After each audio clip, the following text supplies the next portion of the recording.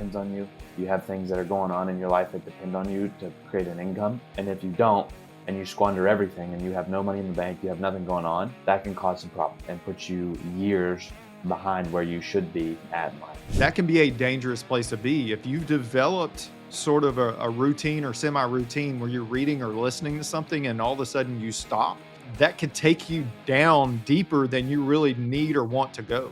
If we really get honest with ourselves and we look ourselves in the mirror, we go, what can I do to create the biggest impact just to move the needle today? It might just be taking a walk.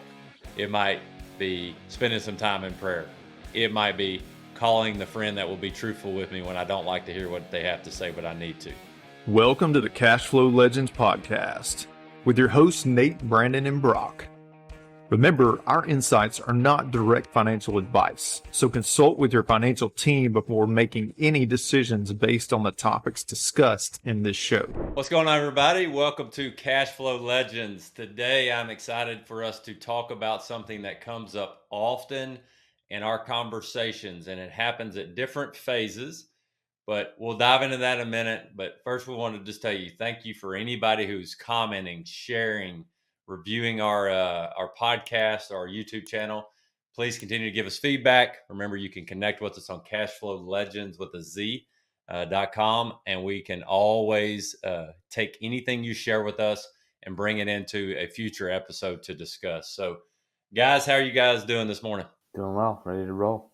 Let's go. All right. Yes, sir. Let's get it. So we're talking about something that, I feel like I have this conversation 3-4 times a week with two phases. So somebody comes into our process and they've already done research on, becoming your own banker, controlling the banking function, or maybe they've read another book out there that is relevant to the topic. But the real why behind why they're intrigued about learning what we do and how we teach what we do is because they're considering wanting to make a career change. And oftentimes they have come to the precipice of, I am tired of trading time for money. And this seems like a possible way to make a shift. Before we dive into like the practical way of that, one of you guys start with, what is the reality of career transitions and changes in careers today as compared to maybe 10 years ago, 20 years ago, 30 years ago? So one thing that I want to say up front is, in the hustle culture out there, one of the common phrases that you hear often is burn the ships. And that is almost always terrible advice.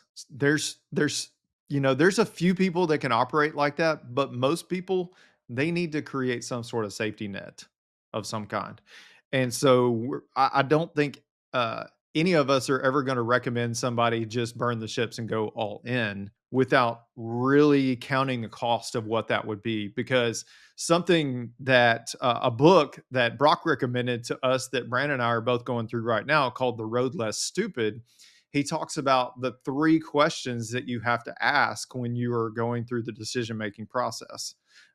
When you're faced with an idea or something like that. The first one is, what's the upside? The second one is, what's the downside? And the third one is, can I live with the downside? So I think when people are anxious to move out of what they're currently doing, they need to stop, spend some time, and think through those questions and make sure that they've actually thought it through the right way. But when people learn about how money works, when people kind of come into this space and they start thinking differently about how money works, how money can be created, how value can be created, and what follows value and everything like that, it sort of unlocks a new level for people. And the reason why we see this so often in our practice and what we do is because we have the unique privilege of helping people unlock that whatever that is, that door that's been kind of holding them back. And then that creativity starts to blossom more and more. Sometimes we get to come alongside those people specifically. I mean, we have specific stories of people we've worked with where we've been able to help them transition into something that they now love, and they get to spend more time with their family and all those things. They make more money. sometimes we have the unique privilege of being part of that story. But I think it's becoming more and more common today because of all the information that is out there in the world and all the opportunities that are now at our disposal, where people are looking for ways where they can work for themselves or at least find something that gives them more freedom. It's I think good. that's a great way you put it there, I Nate. agree. As always, I need to put this caveat out there. Not everyone is meant to be an entrepreneur. Yep. I Great think point, both of you. not everybody is meant to work for themselves. And I think that needs to be said more often than not, because right now in our culture, it's all about quit your W 2. It's the worst thing in the world. Blah, blah.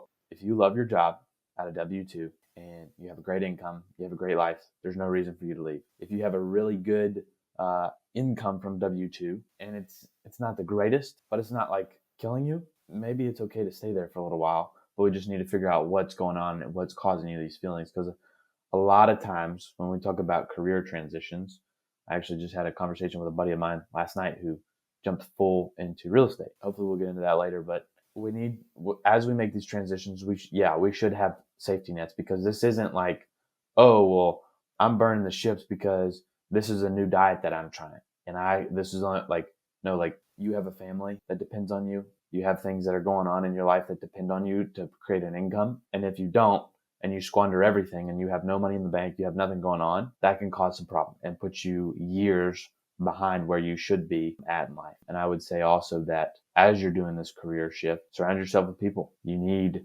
multiple wise counselors for this to succeed, and you need help in all of these directions of what's going on. Good stuff, guys. I love the emphasis, and we'll use Nate and I real quick. So, Nate had been an entrepreneur in some way, shape, or form for most of his adult life.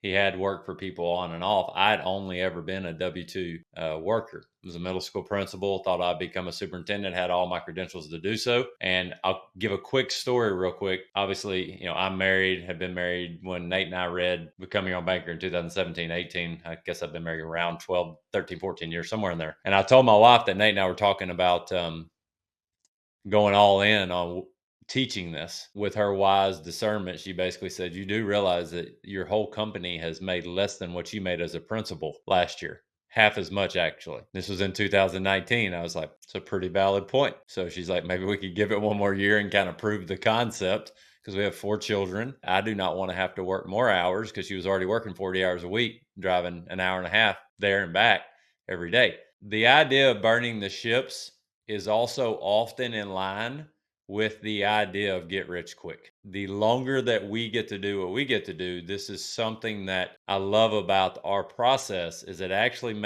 encourages people to slow down, become more clear on where they want to go and then how they're going to get there. The why question comes up often. Well, why do you want to leave your W-2? Let's really think through that. But almost always, increasing skill sets and investing in themselves is one of the foundational pieces that is going to play a huge role in if they decide they want to do that. And that might be a year or two process to build up a cushion to allow that transition to occur in a way that allows a lot of peace of mind. So let's give a practical thing and you guys dive in. If I'm going to make a change in any career and I knew that I had 3 months, 6 months, 9 months, a year of the income we needed to provide for the family, for the life that we typically live, that's going to make it easier to make that transition than if I only have 1 month or 20 days. And I don't care who you are, if you have a family and if you're married, most of the interactions I've had with husbands and wives, one of them always, typically the wife, needs to know security is in place before change happens. And that is a recurring theme. I think that's how God made women, and I think that's how God made men, for married couples, to kind of balance each other out. Slow your roll there, homie. You're going too fast. Let's be sure the kids can eat tomorrow. All right. So what role does financial preparation and cushioning play in this? And maybe give a real life example of something you guys have both experienced. Well, we, our typical audience, and typically the point of contact for a lot of the things we do are married men. Not everybody is, and not all of them are men, but there's a lot, we work with a lot of couples. So I'll give you an example of something in 2020. That was a major, we experienced major growth in our business in 2020 to the point where my wife, if she had decided not to continue working, she could have stayed home if she wanted to. But she also had just gotten a promotion. When we were having the conversation in 2020 about her not having to work anymore, she said, it's a great gift to know that I don't have to show up every day and that when the time comes, I can just walk away. I can hang up. So it gives me a lot more joy and a lot more peace about what I do, knowing that I don't have to be there every day. From that perspective, one of the greatest gifts that you can give your spouse is the ability to choose to work or not, in my opinion, because there's a lot of peace that shows up in that process. There's a lot of comfort in knowing that no matter what happens with my job, we're okay. I think is really important. And then going back to what you were referring to, another great gift that you can give your spouse is building up an emergency fund, or what we like to call a peace of mind fund. That 3 to 6 months of expenses just sitting there, knowing that if something doesn't work out, we've got this cushion in place is really powerful, really important. But then if you were going to take that one more level and say, hey, I'm thinking about venturing off and starting something new, we've got 3 to 6 months of funds sitting here that gives me the cushion or the ability to now I've got a clock that I've created for myself, and I know what I have to accomplish in the next 6 months or something like that. The most important thing is invest in yourself, invest in your peace of mind, invest in the peace in your house before you run out the door trying to go, fight fires, or, whatever the case may be. Before you run out the door trying to go create something, like, make sure that your house is stable first. Right, what you got for that? I would agree with Nate. I talk to a lot of guys that want to take the transition from W-2 to business owner or investor. And one of the things that we have to often talk about is the stableness of your home, not only your personal home and what's going on indoors, both in the indoors of your home, but also the indoors of your brain. And then also, financially, like, are you stable enough to have a runway for you to take this leap, right? Because when you meet somebody who has enough funds set aside that they know they can weather any storm that comes over the next 6 to 12 months, even 2 years of just money sitting there, they're in a much greater position financially and mentally to take on whatever comes their way. That's a great point. Something that we are seeing and recognizing more that ties directly to what Brock and Nate have just said is the more cushion we have, the more creative we can be to create more. The less cushion I have, the more scarcity creeps in, and the more your brain cannot think, how can I go create when I don't have enough to provide for the things that matter to me the most? I mean, let's get real practical. If I'm not sure that my kids can go to private school, can eat the way they've normally eaten, hang out with the friends the way they normally done, go do the things that we've normally done, that's going to create a stress quickly. It does not matter. And if you're just married and don't have kids, or even if you're just a single guy that is working a high paying income job in a W-2, a cushion allows you to creatively invest in yourself to grow your skill set. So here's something, and Brock, you just alluded to it. And the longer we get to do this, the more comfortable I get asking questions like this. Tell me what you're reading right now. Well, I don't read. Let's start there. I mean, I don't mean that ugly. There is a unequivocal connection to people who read and embrace growing and listening and learning new things, and growth and transition to new opportunities.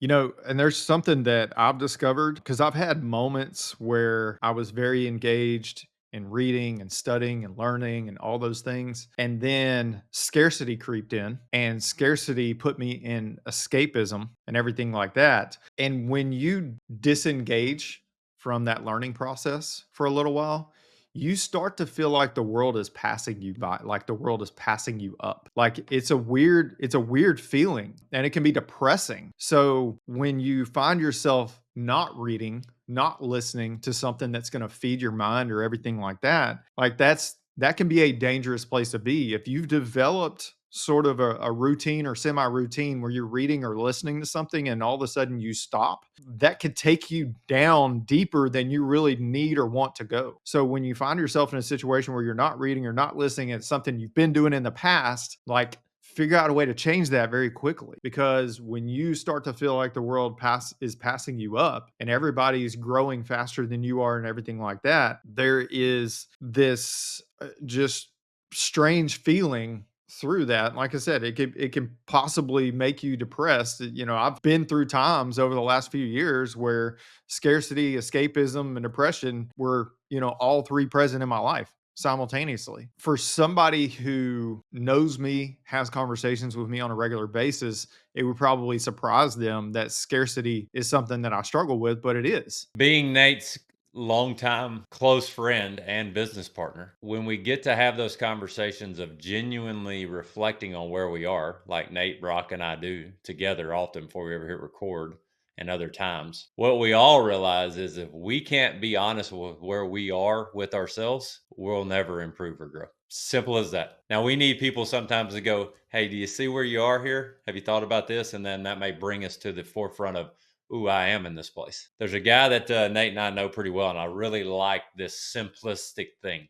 He says what he's learned in his journey and entrepreneurship and his passion for what he does is that if he's feeling angst in anything or an anxiety or whatever, or wanting to escape, he normally knows that means one of two things. He's doing something he shouldn't be doing, or he's not doing something he should be doing. And it really, if you really think about when you feel like overwhelmed or whatever, if we really get honest with ourselves and we look ourselves in the mirror, we go, what can I do to create the biggest impact just to move the needle today? It might just be taking a walk. It might be spending some time in prayer. It might be calling the friend that will be truthful with me when I don't like to hear what they have to say, but I need to. Those things become very clear and it's simple. So when Nate says escapism, some listening may not know what that means. It basically means if I say on my schedule, I'm going to be working on this to grow, improve, learn, and then I escape because I'm in a not good place mentally, well, maybe I turn on Netflix or I just void out or I scroll through Facebook for an hour. If we're all being honest with ourselves, we either show up or we don't in these ways every day. And that's just a genuine conversation that we got to have with ourselves. And if we're being really honest and we go, Brandon, how much time did you just escape today because of X, Y, or Z? It can kind of make you cringe, but it can also make you aware of there's so much opportunity for growth. And so we have to be around that. So as three guys sitting here talking, I know one of the things that men need the most, because we get to have these conversations every day, is accountability through love and action and conversation, because most men think they got to do it themselves. And so they're just looking for an opportunity to grow together, because you don't have to do it yourself. That's actually a lie from the devil, my honest opinion. It's one of the greatest ways he tricks us, is he makes us think, oh, I got this. I'm tough. I'm strong. I can handle it by myself. And we look up 2 years and we go, what have I been doing? And so we have to put ourselves. So I'll often say, guys, for people taking career path thought processes when we're having those conversations, how are you laying the foundation for how you're feeding your brain, your mind, your soul, and the things that matter to you the most? Well, I operate on 3 hours of sleep. I can't think straight. I eat terrible. I don't work out. My wife's always aggravated with me. Well, let's start with improving those things. Brock, you're chuckling. You say all the time, value follows money. Money follows value, excuse me. This is really what we're talking about, right? And being aware of this. So let's walk, Brock, give us a practical. Now we kind of talked about the emotion and the mindset. Give us a practical approach to how people can make a transition, and how you've seen it happen with somebody who maybe has a whole life policy already or understands the concept of, keeping cash in a cash value, life insurance policy with a plan. How have you seen that happen? Yeah, so first from the basics of, after you have your peace of mind fund set up of 3 to 6 months of income, whatever, or expenses, whatever you feel is more comfortable to you, you'll then take that savings cash flow that you have and run it through your whole life policies. As you're building this up, what you'll begin to find out is now you have larger runways and you have access to things that you want to do. When it comes time to make that transition, you got to step in to say, okay, how am I going to transition? When I leave my job, am I leaving it full time or am I leaving it part time? When I do transition, what am I transitioning into? How am I going to provide value? What's the resources in which I am going to provide value? And then as I provide that value, how am I creating income from that new transition, that new job or the new career, the the new thing that I have going on? How do I scale it? And not say, well, let's scale and sell. Let's go to the moon. Like, no, like, how do you purposely scale this? And it doesn't have to be fast. Of just, how do you go from making $10 a month to 100, 100 to 1,000, 1,000 to 5,000 to 10,000 to 20, whatever it is, to get your income where it needs to be in this new transition. And when you get started, if you have done the things and you have been, saving money through your whole life insurance policy, it just so happens that it's going to really help you on the things that you do in two ways.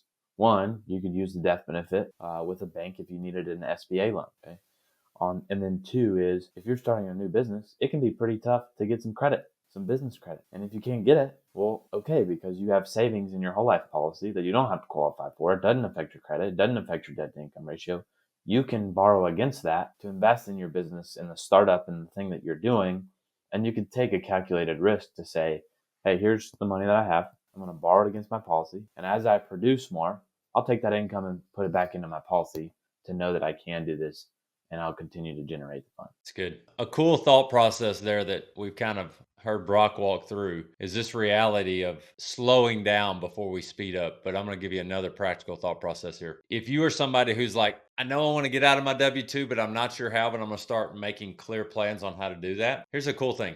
You can start learning the benefits of having a business and the simple benefits that come from being a business owner that reduce the pressure on your dollar. You get to keep more of it, said another way. And you can just start real slow with, hey, I think I would be good at this kind of business. I've been testing it for a while, but I'm going to create a official business, and I'm going to start using the benefits of being a business owner, which is also going to allow me to reduce the pressure on my W-2 income because I'm going to get to keep a little bit more of it because of what this business allows me to do via the tax code. And that can really start giving you an idea of, okay, here's the pros of being a business owner. So I tell people often, what are you already good at that you really enjoy doing, that you find yourself doing a lot of times, during work, after work, before work?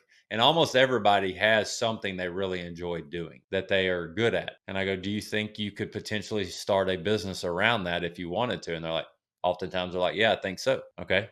Well, you're already doing it anyway. So Nate and I were talking to some guys that we get to work with every week. And I was thinking about when he and I started, because we were so gung ho on implementing infinite banking in our life after we read Becoming Your Own Banker and we started our own whole life policies. I look back now, and I'm not saying that I did everything right, because I screwed up a lot, but I was a middle school principal running a campus of 250 kids with 30 people under me. I got my master's to become an superintendent, and we're running a business. I was probably putting in 80 or 90 hours a week, if I'm really thinking about it now. But it never felt like work, which is a clear indicator that that was a good place for us to transition when it all happened. Okay, so I don't feel like I work today. I feel like I got to get better at how I utilize my time every day, but I don't feel like it's work. So if I could go back and do that all again, I would have leaned in more to my conversations with Leah, my wife, on how we could have made this transition more family involved. Because early on in the transition, my kids thought that I just hang out at the house all day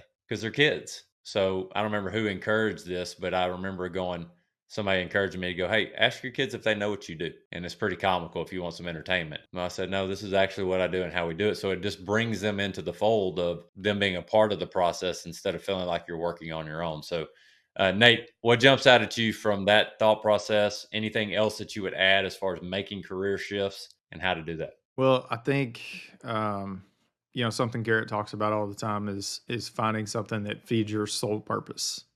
And that's what we've tapped into with what we get to do, which is really exciting. It's not for everybody. Not everybody's going to enjoy doing the things that we do, but we have a ton of fun doing it. And it goes back to what you're talking about. Like we rarely feel like we're working because we just enjoy what we do so often. And there's going to be times when there's going to be opportunities out there that could potentially produce a substantial income or something like that, but it might not necessarily feed your sole purpose in what you're doing. When you think through opportunities that are out there, there will be things that, well, I think about Jim Rohn as an example. So one of the things that he said in his talks is, if I would have known what some of the things would have cost me, I never would have done them. So we've got to make sure that we're truly thinking through and counting the cost of the decisions that we make, because just because there's money available that we can jump into and take hold of, whatever, doesn't necessarily mean that the end result is going to be what we're looking for. I saw a post the other day by a guy who said, man, my friend makes $250,000 a year, but then he started listing out how he makes his money. And essentially, this guy works 80 to 90 hours a week. His phone's always on. He's like, dude has to respond to text messages and phone calls within an hour, essentially, or whatever. And his question was, is that worth 250 grand a year to be on demand, to have to be at someone else's beck and call 24/7, essentially? Like, I don't think it is, personally. So I think it's really great when you are able to find something that feeds your soul, that feeds your purpose. And something that we talked about, we had an episode, go back and listen to the episode early on where we talk about finding your purpose. And one of the things I said in that was your ultimate purpose is, once you know your purpose, is to share your purpose. Like, knowing your purpose is really important, but if you just keep that to yourself, well, then now you don't get to share that gift with other people. So knowing your purpose and sharing your purpose, that is your ultimate purpose. Brock, what you thinking? I'm thinking a lot of what Nate just talked about. On if I knew what it would have cost me, I probably wouldn't have done it. I saw Because you. I always laugh at that, because that's so true for me. I gave up a lot, and I was fortunate enough to find, like, the first thing I did, that's the career that I wanted and I enjoy and I find purpose in. I'm just good at. I didn't have the same college career as everybody. I didn't have all the fun stuff. I gave up, sports, and I gave up the college life that most people live in, and that's okay with me because of how far I am in life already. If you probably would have told me way before, I don't know if I would have taken it, right? So there's a lot there to unpack, but again, I think we because of the hustle culture and the things that are going on in our world right now, I always like to say it as many times as I can. Everybody's not meant to be an entrepreneur. You can buy into businesses, you can be a part owner, you can do things that produce income for you, but not everybody is meant to be the sole entrepreneur. And so if you have a W-2 job, you're struggling with that concept of being an entrepreneur, don't sweat it. I mean, not everybody's meant to do that. And a lot of times what's happening is most people hate their W-2 jobs because they have no freedom of how they live after their job when it's done. And a lot of that comes back to how they're handling their finances and their mindset. Their mindset is one thing, and that's important, but your finances have a lot to do with that. And if all you're ever doing is putting money into your retirement plans, putting money into your house, and just putting it away, well, yeah, that's going to put some strain on you because you have no income coming in except for your paycheck from your job. But if you can learn how to create cash flow engines, if you can learn how to create income outside of your paycheck, it's probably pretty likely that job's going to get easier for you because you're not so stressed about your schedule. And I'm not just saying that because I think so. Like, I know so. Like, I have friends, clients that have these incredible W-2 jobs that somebody would probably hate if they didn't have income. But these guys have incomes outside of their job and they love it.